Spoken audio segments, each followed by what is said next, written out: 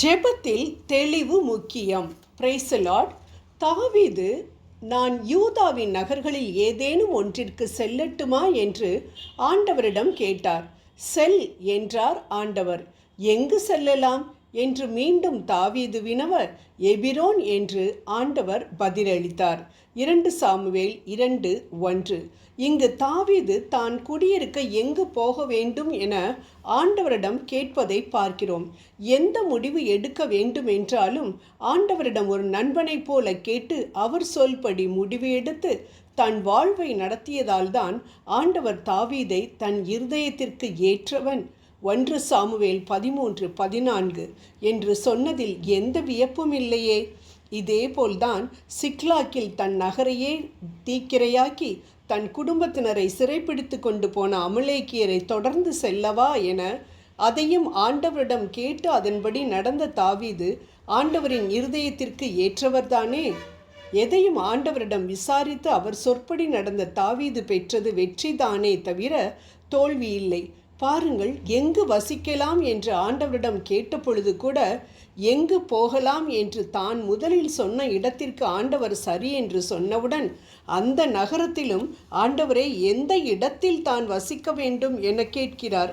அவர் கேட்டதற்கு இணங்க ஆண்டவர் எபிரோன் என தெளிவாக பதில் கூறுகிறார். ஆம் அன்பானவர்களே, நாமும் ஆண்டவரிடம் எந்த அளவிற்கு டீட்டெயில்டாக தெளிவாக கேட்கின்றோமோ அந்த அளவிற்கு ஆண்டவரிடமிருந்து பதிலும் தெளிவாக வரும். ஆனால் நாம் ஆண்டவரிடம் கேட்கும் பொழுது மிகவும் சுருக்கமான ஜெபத்தை, அதாவது நமது வேண்டுதல்களையும் சுருக்கமாக கேட்கின்றோம். ஆனால் தாவீதும் மற்ற விவிலியத்தில் காணப்படும் மற்ற தேவ மனிதர்களும் எதையுமே விசுவாசத்தில் ஜஸ்ட் லைக் தட், அதாவது தன்னிச்சையாக எதையுமே செய்யவில்லை. அனைத்தையும் திட்டவட்டமாக ஆண்டவரிடம் கேட்டறிந்து செயல்படுத்தி வெற்றி பெற்றதை நாம் காண்கிறோம். நம் ஜெபத்தை ஆராய்ந்து பார்த்தோம் என்றால் எவ்வளவு சுருக்கமாக நமது தேவைகளை ஆண்டவரிடம் எடுத்து சொல்கிறோம் என்பதை அறிந்து கொள்ளலாம். ஆம், உதாரணமாக நம் பெண்ணிற்கு திருமணமாக வேண்டுமென்றால் ஆண்டவரிடம், அப்பா எங்கள் பெண்ணுக்கு சீக்கிரமாக ஒரு கல்யாணம் பண்ணணும்ப்பா, அது மட்டும் நீங்கள் செஞ்சு வைங்கப்பா என்று ஜெபிக்கிறோம் என்றால் அவரும் நம் விருப்பப்படி திருமணம் கூடி வர செய்யலாம். நாம் கேட்டது திருமணம் நடக்க வேண்டும் என்பதுதான். அதை அவர் நிறைவேற்றி விட்டார். திருமணத்திற்கு பின் தான் தெரிய வருகிறது அந்த பையனின் பழக்க வழக்கங்கள் சரியில்லை என்று. அப்பொழுது ஆண்டவரிடம் போய், என்ன ஆண்டவரே, இப்படிப்பட்ட பையனை கொடுத்து விட்டீர்களே என்று கேட்டால் நிச்சயம் ஆண்டவர் சொல்வார், நீ திருமணம் நடக்க வேண்டும் என்று தானே கேட்டாய் மகளே, பையன் இப்படித்தான் இருக்க வேண்டும் என்று கேட்கவில்லையே என்று. ஆம் அன்பானவர்களே, நம் ஆண்டவரிடம் கேட்கும் பொழுது, அப்பா என் மகளுக்கு திருமணம் சீக்கிரம் நடக்க கிருபை செய்யுங்கப்பா, பையன் ஆவிக்குரிய பையனாக, எந்த கெட்ட பழக்க வழக்கங்களும் இல்லாத ஒழுக்கமுள்ள பையனாக, நல்ல வேலை செய்யும் பையனாக, என் மகளோடு சேர்ந்து ஒரு அமைதியான குடும்பம் நடத்தும் மகனாக அமைந்தால் நன்றாக இருக்கும் என நீங்கள் ஆசைப்படுவதையெல்லாம் கேட்பதில் தப்பே இல்லை. ஏனென்றால் ஆண்டவர் கேளுங்கள் கொடுக்கப்படும் என்று சொல்கிறார்.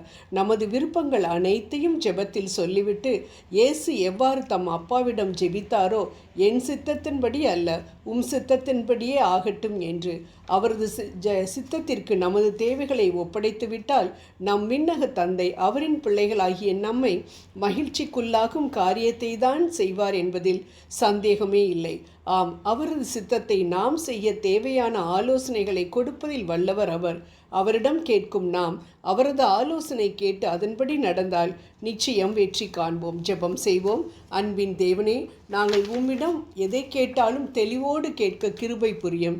ஏனென்றால் தெளிவில்லாமல் செய்யும் பல காரியங்கள் தோல்வியில் முடிந்ததைக் கண்டு மன வேதனையில் இருக்கிறோம். ஆகவே இறைவா, தெளிவான சிந்தனையுடன் தெளிவாக காரியங்களை கேட்டு பெற தேவையான ஞானத்தை கொடுத்தருளும். ஆமேன்.